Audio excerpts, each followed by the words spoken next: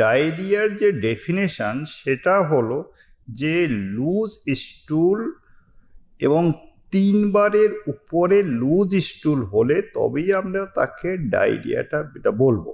তো ডায়রিয়ার medical definition যে change of stool consistency and increase the frequency more than 3 time, মানে 3 বারের উপরে পাতলা পায়খানা হলে তাকেই আমরা ডায়রিয়া এটা বলবো। এবং পেটের অনেকগুলো রোগের মধ্যে ডায়রিয়া একটা অন্যতম রোগ। আমাদের যে এই ইন্টেস্টাইন সেটা শুরু হয় যে মুখ থেকে একদম আলটিমেটলি অ্যানাস। তো এই যে পুরো যে সিস্টেমটা এর লেন্থ প্রায় 30 মিটার এবং এর সারফেস এরিয়া 30 মিটার স্কোয়ার।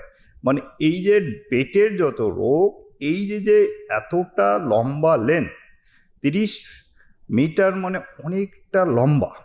তো সেই লম্বা যে সিস্টেম তার মধ্যে যে কোনো জায়গায় অনেক ধরনের রোগ হয়, তার মধ্যে অন্যতম একটা ডায়রিয়া।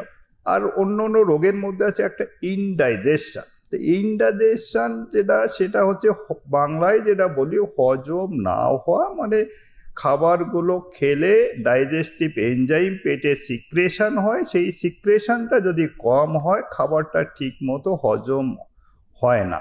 বা স্পাইসি ফুড যদি খায়, গরমের দিনে যদি প্রোটিনটা বেশি খাওয়া যায়, তাহলে খাবারটা হজম না হয়ে স্টুলের সাথে বেরিয়ে যায়, আমরা ইনডাইজেশন বলি। তারপরের জিনিসটা হচ্ছে ডায়রিয়া। ডায়রিয়া যেটা ডেফিনেশন বললাম, তো ম্যাডাম যেটা বললেন যে ডায়রিয়া এবং কলেরা, ডায়রিয়া হচ্ছে একটা আমব্রেলা টার্ম, মানে পেটের যত রকমের এই যে লুজ মোশন দিনে 3 বারের উপরে যদি হয় তাহলে তাকে ডায়রিয়া বলি। তো ডায়রিয়ার অনেকগুলো কজ, তার একটা কজ হচ্ছে কলেরা।